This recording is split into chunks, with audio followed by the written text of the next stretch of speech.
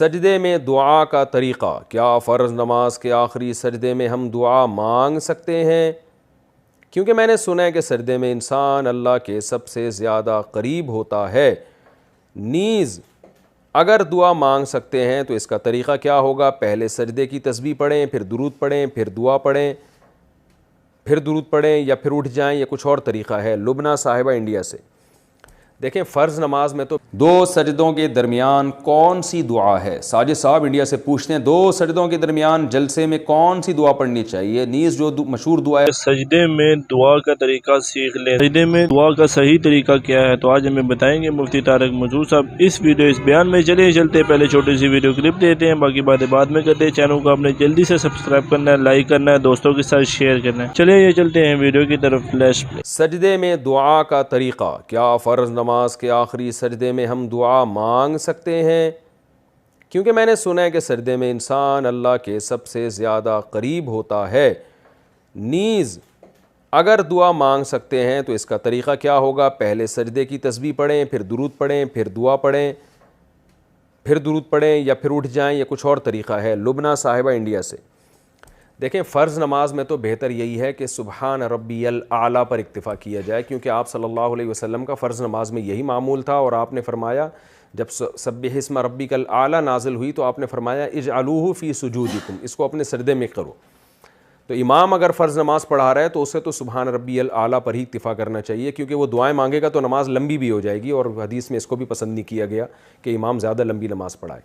باقی انفرادی نماز پڑھ رہے ہوں تو سجدے میں آپ سبحان ربی الاعلیٰ والی تسبیحات پڑھنے کے بعد عربی میں جو دعائیں قرآن و سنت سے منقول ہیں کوئی بھی دعا پڑھ سکتے ہیں، لیکن دو شرطیں ہیں کہ ایک تو دعا عربی میں ہو، نمبر دو عربی میں بھی اپنے الفاظ نہ ہو بلکہ معصور، یعنی جو منقول ہیں نبی سے یا قرآن میں جو نقل ہے، کیونکہ نماز میں کلام کرنے کی اجازت نہیں ہے، تو آپ اپنے الفاظ میں دعا مانگیں گے تو یہ کلام ہو جائے گا، اور کلام کی نماز میں بات چیت کی اجازت نہیں ہے۔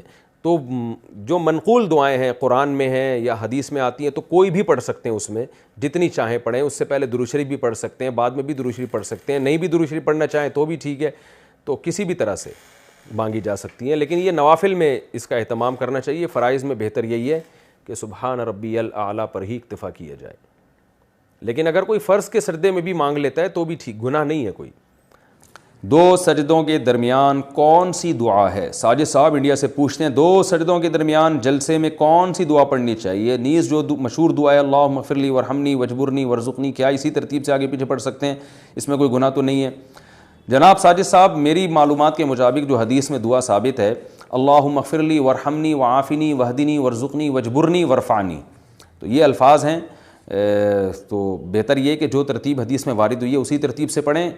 اگر آپ کے علم میں کوئی دوسری روایت ہے جس میں ترتیب مختلف ہے تو اس سے بھی پڑھ سکتے ہیں۔ جتنی روایتیں اس بارے میں وارد ہوئی ہیں اور ان میں جو الفاظ ہیں سب الفاظ کے لحاظ سے آپ پڑھ سکتے ہیں۔ میرا معمول چونکہ ان الفاظ کے ساتھ ہے اس لیے میں یہ الفاظ سے پڑھتا ہوں، اور یہ کیونکہ مجھے حدیث میں یہ الفاظ ملے اللہم اغفر لی ورحمنی وعافنی وہدنی ورزقنی وجبرنی ورفعنی۔ جیسا کہ دوستوں مفتی طارق مسعود صاحب نے اس بیان میں بتا دیا کہ آپ اگر سجدے میں فرض نماز وغیرہ پڑھ رہے ہیں امام صاحب کے پیچھے تو آپ اس میں اگر دعا پڑھتے ہیں وہ سجدہ تو آپ کا بہت لمبا ہو جائے گا نا، تو یہ کہ اس میں جو سا سنت طریقہ ہے وہ سجدے میں آپ کو چاہیے کہ سجدے میں آپ نے سبحان ربی الاعلیٰ، کیونکہ وہ آپ امام کے پیچھے نماز پڑھ رہے ہیں تو وہ سجدہ تو پھر بہت لمبا ہو جائے گا۔ اس کے علاوہ اگر آپ نماز وغیرہ سنتے ہیں یا فرض پڑھتے ہیں تو اس میں آپ پڑھ سکتے ہیں، وہ بھی عربی میں، جو سی عربی کی دعا ہے وہ آپ بالکل پڑھ سکتے ہیں۔ تو دوستوں میں امید کرتا ہوں اس بیان کی آپ کو صحیح سمجھ آ گئی ہوگی۔ اس طرح کی مزید ویڈیو دیکھنے کے لیے میرا یوٹیوب چینل ضرور سبسکرائب کریں، لائک کریں، دوستوں کے ساتھ شیئر کریں۔ تو آج کے لیے اتنا ہی، ملتے ہیں اگلی ویڈیو میں، دیجیے اجازت، اللہ حافظ۔